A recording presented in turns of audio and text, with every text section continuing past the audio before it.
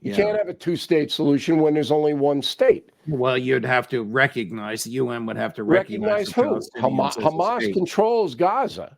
But you're moving off. You're moving off the question. Hamas was created by the. No. I'm not moving off. Wait a minute. What do you mean? No. I'm expanding. I'm expanding the question. If you're going to make an accusation that Israel is responsible for genocide, which is the execution of civilians. Yes. Okay. Are we? You're saying you don't know what's happening? No. Are we genocidal because of the atomic bombs in Japan? Because we are?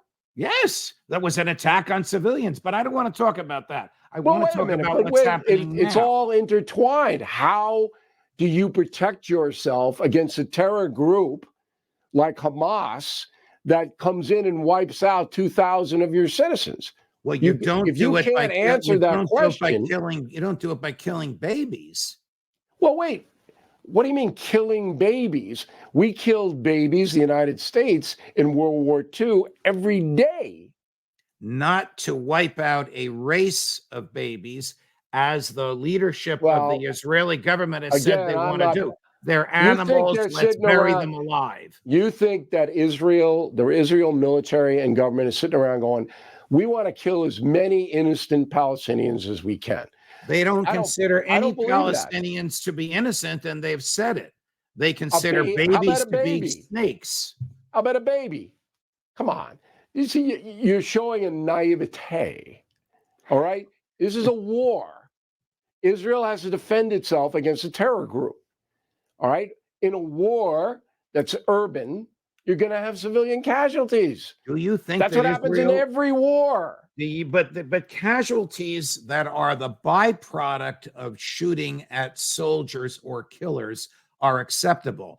Casualties that are civilian and intended are not acceptable morally, legally, or internationally.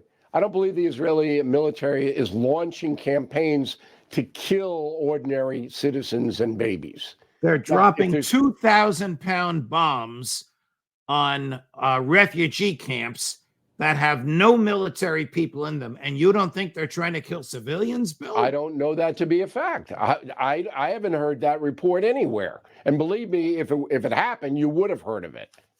Here's a tape. This is number 2 of the oral argument at the International Criminal Court. So this is brief. It's about a minute long. This is one of the South African lawyers speaking to the court, making an argument about what Israel has done. In the midst of this argument, he runs a tape of Israeli soldiers dancing on the rubble in Gaza and saying, we're going to slaughter them like we did Amalek. You remember Catholic school. You remember what Amalek is, but here you go. On 7 December 2023, Israeli soldiers proved that they understood the Prime Minister's message to remember what the Amalek has done to you as genocider.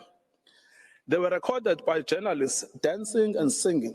We know our motto, there are no uninvolved, that they obey one commandment, to wipe off the seed of Amalek. The Prime Minister's invocation of Amalek is being used by soldiers to justify the killing of civilians, including children.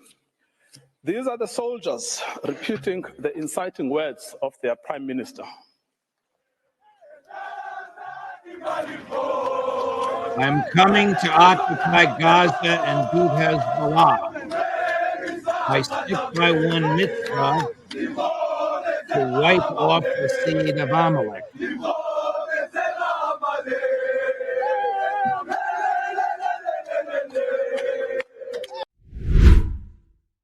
And you know him, I know him as well. I actually met him in the green room outside of your studio in the good old days. Bibi Netanyahu reminded the Israelis of Amalek. That's a reference from the Old Testament where supposedly God said, kill all the Amalek, even babies and sucklings.